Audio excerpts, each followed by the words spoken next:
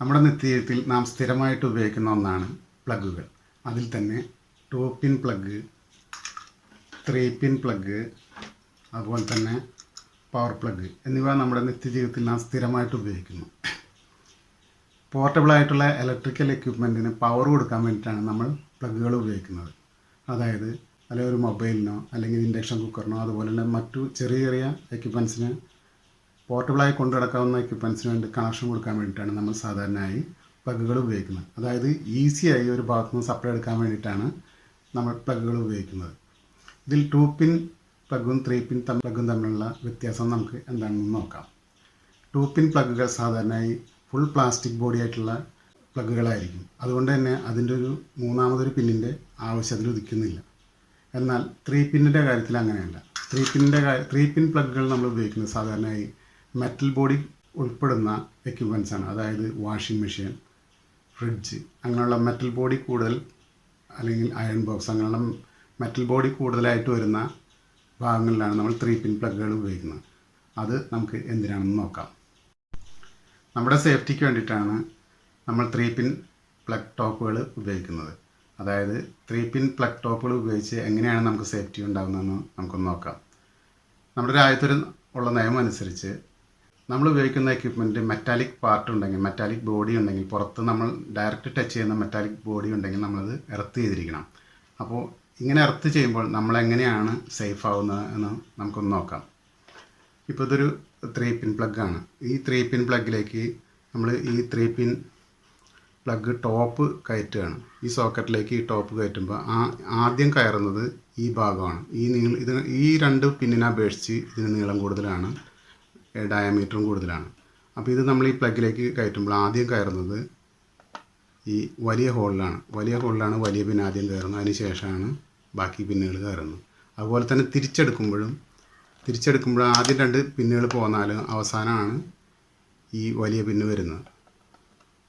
നമ്മൾ ഇൻ ചെയ്യുമ്പോഴും ആദ്യം ടച്ച് ആവുന്നത് വലിയ ഹോളിലാണ്. അതുപോലെ തന്നെ എടുക്കുമ്പോഴും അവസാനം കിട്ടുന്നത് ഈ പിന്നാണ്. അതെന്തിനാണെന്ന് വെച്ചാൽ ഈ 2 പിന്നും ഒരേ ഡയമെൻഷനാണ്. അതിനപേക്ഷിച്ച് ഈ പിൻ വളരെ വലുതാണ്.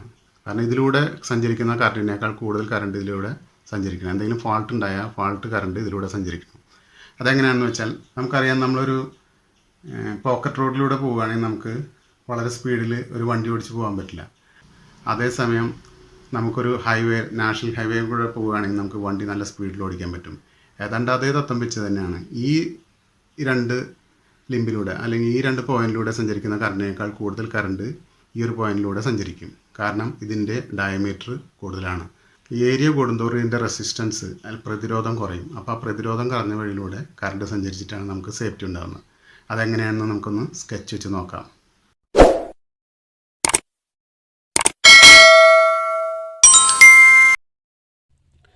ത്രീ പിൻ പ്ലഗുകൾ ഉപയോഗിക്കുമ്പോൾ നമ്മൾ എങ്ങനെയാണ് ഷോക്കിൽ നിന്ന് രക്ഷപ്പെടുന്നതെന്ന് കാണിക്കാൻ വേണ്ടിയിട്ടാണ് ഈ സ്കെച്ച് ഞാൻ ചെയ്തിട്ടുള്ളത്.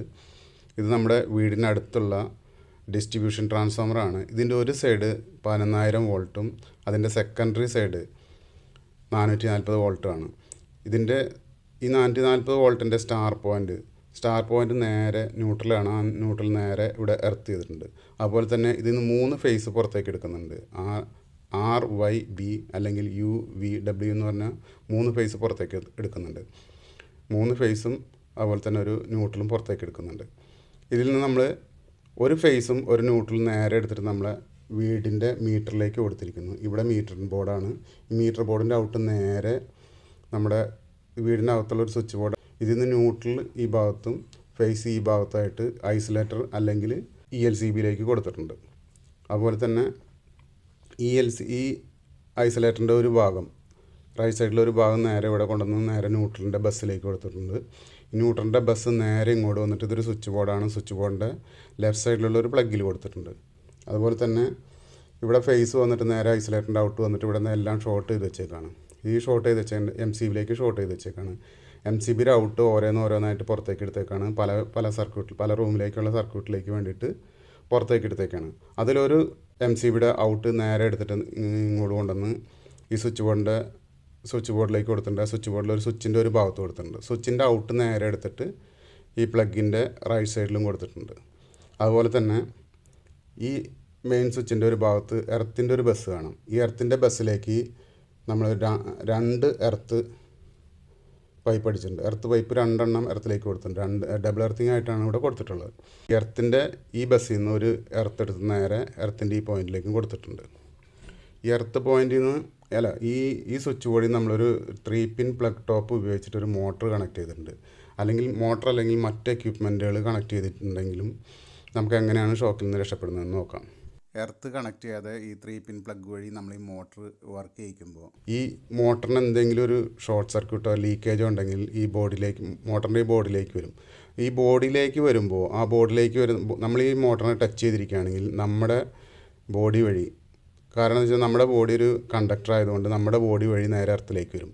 നേരെ എർത്തിലേക്ക് വന്നിട്ട് നേരെ ഈ ട്രാൻസ്ഫോമറിൻ്റെ ന്യൂട്രലിലേക്ക് കയറും. ഈ ട്രാൻസ്ഫോമർ ന്യൂട്രൽ ന്യൂട്രലിലേക്ക് കയറി. അതുപോലെ തന്നെ നമ്മുടെ ജനറേറ്റിംഗ് സ്റ്റേഷനിൽ ഒരു ആൾട്ടർനേറ്റർ ഉണ്ട്, അതിൻ്റെ ന്യൂട്രൽ ഇതുപോലെ എർത്ത് ചെയ്തിട്ടുണ്ട്. ആ ന്യൂട്രലിലേക്ക് നമ്മുടെ ബോഡിയിലൂടെ ഈ കറണ്ട് നേരെ പാസ് ചെയ്തിട്ട് ആ സർക്യൂട്ട് ക്ലോസ് ചെയ്തിട്ട് നമുക്ക് ഷോക്ക് അടിക്കും. നമ്മൾ ഈ 3 പിൻ പ്ലഗ് ടോക്ക് ഉപയോഗിക്കുകയാണെങ്കിൽ അത് നന്നായിട്ട് എർത്ത് ചെയ്തിട്ടുണ്ടെങ്കിൽ നമ്മളതെങ്ങനെ സേവ് ചെയ്യുന്നതെന്ന് നോക്കാം. എപ്പോഴെങ്കിലും ഈ ബോഡിയിലേക്ക് ഉണ്ടാകുന്ന കറണ്ട് നേരെ നമ്മുടെ ബോഡിയിലൂടെ കടന്നു പോകുന്നതോടൊപ്പം തന്നെ ഇത് നന്നായിട്ട് എർത്ത് ചെയ്തിട്ടുണ്ടെങ്കിൽ, ഈ മോട്ടറിൻ്റെ ബോഡി നന്നായിട്ട് എർത്ത് ചെയ്തിട്ടുണ്ടെങ്കിൽ ആ കറണ്ട് നേരെ ഇതിലൂടെ സഞ്ചരിച്ച് ഈ എർത്തിൻ്റെ ബസ്സിലേക്ക് വരും. ഈ എർത്തിൻ്റെ ബസ്സിലേക്ക് വന്നു കഴിഞ്ഞാൽ ഇവിടെ 2 എർത്തിങ് ആണ് കൊടുത്തിട്ടുള്ളത്. ഈ 2 എർത്തിങ് വഴി നേരെ പെട്ടെന്ന് തന്നെ ഈ എർത്തിലേക്ക് പോകും. എർത്തിലേക്ക് പോയിട്ട് ഇതുവഴി ഇങ്ങനെ സഞ്ചരിച്ച് ഈ ഡിസ്ട്രിബ്യൂഷൻ ട്രാൻസ്ഫോമറിൻ്റെ ന്യൂട്രലിലേക്കും അതുപോലെ തന്നെ ആൾട്ടർനേറ്ററിൻ്റെ ന്യൂട്രലിലേക്കും പോയിട്ട് ആ സർക്യൂട്ട് ക്ലോസ് ആകും. ആ സർക്യൂട്ട് ക്ലോസ് ആവുന്നത് നമ്മുടെ ശരീരത്തിലൂടെ സഞ്ചരിക്കുന്നതിനേക്കാൾ സ്പീഡിലാണ് ഈ ഒരു സർക്യൂട്ട് വർക്ക് ചെയ്യുന്നത്. അങ്ങനെ വർക്ക് ചെയ്യുമ്പോൾ തന്നെ, കാരണം എന്ന് വെച്ചാൽ നമ്മുടെ ശരീരത്തിനേക്കാൾ വളരെ റെസിസ്റ്റൻസ് കുറവാണ് ഈ ഒരു പാത്തിന് ഉണ്ടാകുന്നത്. അതായത് നമ്മുടെ ശരീരത്തിനേക്കാൾ വളരെ കുറഞ്ഞ റെസിസ്റ്റൻസ് മാത്രമേ ഇതിനുണ്ടാകാനും പാടുള്ളൂ. അങ്ങനെ വരുമ്പോൾ കറണ്ട് എപ്പോഴും റെസിസ്റ്റൻസ് കുറഞ്ഞ പാത്തിലൂടെയാണ് സഞ്ചരിക്കുക.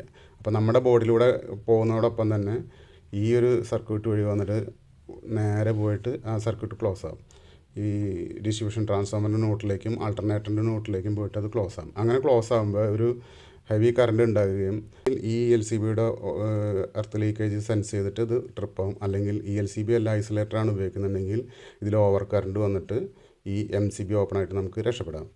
അതാണ് നമ്മളിവിടെ 3 പിൻ പ്ലഗ് ഉപയോഗിക്കുന്നതുകൊണ്ടുള്ളൊരു പ്രത്യേകിച്ചുള്ളൊരു ഗുണം. എർത്തിങ് ചെയ്യുമ്പോൾ തന്നെ ഇതിൻ്റെ എർത്തിൻ്റെ പിൻ എപ്പോഴും വളരെ വലുതായിരിക്കും. എർത്തിൻ്റെ പിന്നിൻ്റെ വലിപ്പം കൂട്ടുന്നതിൻ്റെ കാരണം ഈസി ആയിട്ട് കറണ്ട് കടന്നു പോകാൻ വേണ്ടിയിട്ടാണ് എർത്തിൻ്റെ പിന്ന് മാത്രം വളരെ വലുതായിട്ട് കൊടുത്തിരിക്കുന്നത്.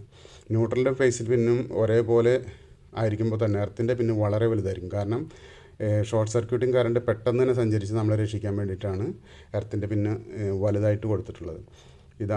ഇങ്ങനെയാണ് നമ്മളെ ഷോർട്ട് സർക്യൂട്ടിൽ നിന്ന് ഈ 3 പിൻ പ്ലഗുകൾ നമ്മളെ രക്ഷപ്പെടുത്തുന്നത്. 2 പിൻ പ്ലഗുകൾ ഉപയോഗിക്കുകയാണെങ്കിൽ 2 പിൻ പ്ലഗുകളും എപ്പോഴും മിക്കവാറും അത് പ്ലാസ്റ്റിക് ബോഡി ആയിരിക്കും.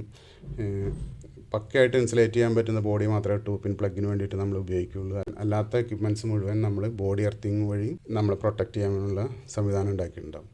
എപ്പോഴും 2 പിൻ പ്ലഗുകൾ ഉപയോഗിക്കുന്നത് പ്ലാസ്റ്റിക് ബോഡിക്കോ അല്ലെങ്കിൽ അത്രയും സേഫ് ആയിട്ടുള്ള എക്യുപ്മെൻറ്റ് മാത്രമേ 2 പിൻ പ്ലഗുകൾ ഉപയോഗിക്കുകയുള്ളൂ. അല്ലാത്തതിന് നമ്മൾ 3 പിൻ പ്ലഗ് മസ്റ്റായിട്ട് ഉപയോഗിക്കണം. കാരണം ഈ രീതിക്കാണ് നമ്മളെ സേവ് ചെയ്യുന്നത്. ഈ ഒരു കണ്ടക്ടർ നന്നായിട്ട് എർത്ത് ചെയ്ത് കഴിഞ്ഞിട്ടുണ്ടെങ്കിൽ ഫാൾട്ട് കറണ്ട് നമ്മുടെ ശരീരത്തിലൂടെ സഞ്ചരിക്കാതെ ഈ എർത്തിലൂടെ സഞ്ചരിച്ച് നമുക്ക് രക്ഷപ്പെടാൻ പറ്റും. അതുകൊണ്ടാണ് 3 പിൻ പ്ലഗ് ടോപ്പുകൾ ഉപയോഗിക്കുക, അല്ലെങ്കിൽ എക്യുപ്മെൻറ്റ് നന്നായിട്ട് എർത്ത് ചെയ്യണം എന്ന് പറയുന്നത്. ഈ വീഡിയോ നിങ്ങൾക്ക് ഇഷ്ടപ്പെട്ടിട്ടുണ്ടെങ്കിൽ നിങ്ങൾ മാക്സിമം ലൈക്ക് ചെയ്യുക, ഷെയർ ചെയ്യുക, സപ്പോർട്ട് ചെയ്യുക, സബ്സ്ക്രൈബ് ചെയ്യുക. അതുപോലെ തന്നെ ഇനി നമുക്ക് മറ്റൊരു വീഡിയോയിൽ കാണാം. ഓക്കെ.